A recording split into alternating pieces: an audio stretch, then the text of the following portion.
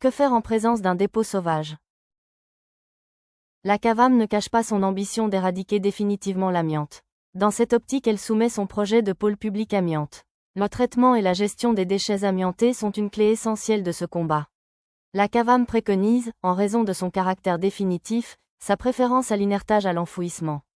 L'UE porte cette même préconisation auprès des États membres.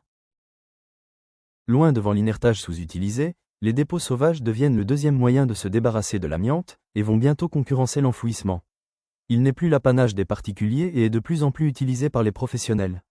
Le fait que de nombreux édifices construits avant 1997 vont nécessiter des travaux dans les années à venir va intensifier le phénomène.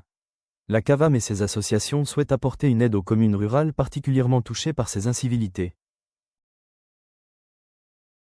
Comment intervenir à la découverte d'un dépôt sauvage? Les intervenants à saisir. 1. Le maire de la commune.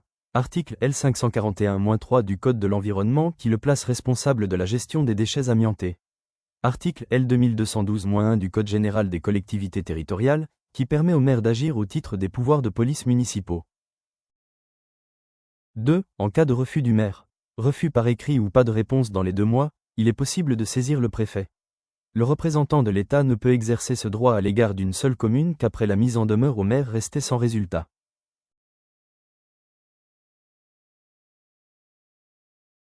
Les autorités judiciaires, commissariat de police, gendarmerie, procureur de la République peuvent également être prévenus à la découverte d'un dépôt sauvage de déchets amiantés. L'OCLAESP est un organisme de la gendarmerie articulé sur tout le territoire avec 360 postes d'enquêteurs spécialisés dans les atteintes à l'environnement et à la santé publique.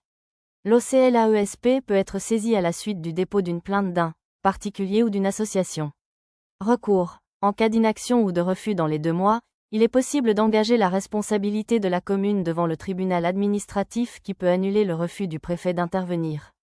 Point. Présence d'amiante issue de travaux sur des bâtiments construits avant 1997. Signalement auprès des autorités compétentes. Le maire de la commune identique aux les exemples précédents. L'inspection du travail, direct, article L8112-1 du Code du travail, pour constater les infractions relatives aux dispositions du Code du travail.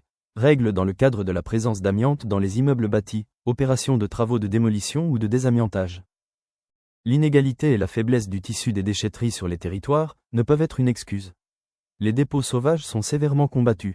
En plus des risques sanitaires et environnementaux, ils représentent une lourde charge pour le budget des municipalités qui ont la charge de les retirer.